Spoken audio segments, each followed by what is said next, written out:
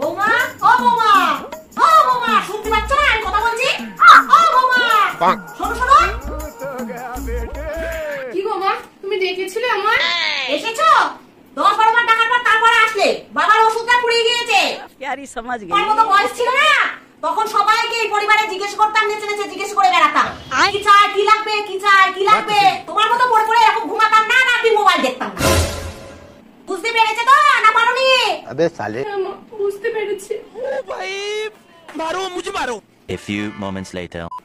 মা, আমি চলে এসেছি। তুমি আমাকে ডেকেছো? দেখো আমি চলে এসেছি। মা, বলো তোমার কি কিছু লাগবে? তুমি কেন ডেকেছো আমাকে? বলো বলো, বসে আছো কেন?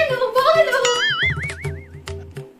বাবার তো ওষুধ তো শেষ হয়ে গেছে। তোমার কি ওষুধটা, বাবার কি ওষুধটা নিয়ে আসবো? তুমি যাবে না আমি যাবো? বলো বলো বলো বলো বলো। মা, আর কারো কিছু লাগবে কিনা দেখে